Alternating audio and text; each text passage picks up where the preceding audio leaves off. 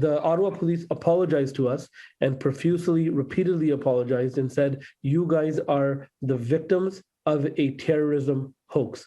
Exact words, they said, you guys are the victims of a terrorism hoax. There is no threat, and there was no threat. It was a bogus terrorism tip that led to the closure of Parliament Hill this past Saturday and the alleged wrongful detention of 2 Sikh Canadians. Police are offering few details at this time, but one Sikh organizer says officers have assured him they'll get to the bottom of what happened. You know, it was very troubling for us. It's very concerning that someone, an agency, how, what, when, where, who these people are that provided this information to local security forces and to other security agencies that led to the closure of the parliament, led to our peaceful memorial remembrance event to having to be shifted to a different location, and led to the questioning of 2 of our members from our team. Members of United Front of Sikhs Canada come to Ottawa every year to remember victims of India's 1984 anti-Sikh massacres, where around 2,800 Sikhs were killed over 4 days.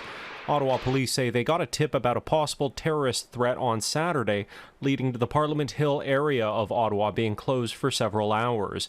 It's now emerged that 2 Sikh men who were part of the commemoration event were also detained before being released.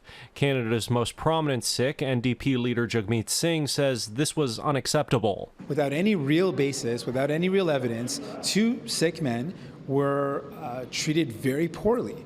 Were, in their own words, were made to feel embarrassed in front of their family, were made to feel demeaned based on a false call. That clearly shows there's a problem with the way threats are being taken. Real threats from extreme right-wing organizations are ignored, and false threats targeted towards racialized men are taken to the extreme. One of the men detained says he was told by police that he was connected to a serious bomb threat, but both were later released with an apology. No charges have been laid, but the public safety minister emphasized calling in a fake terrorism tip is a crime. If you're engaging in a hoax, for whatever reason, that's against the law. It's very serious.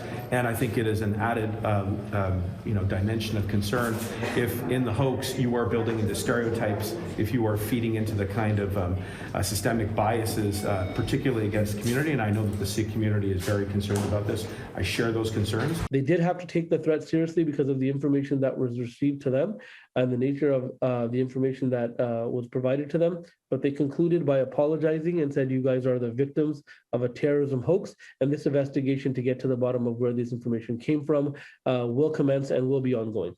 In Ottawa, Shally Lee, City News.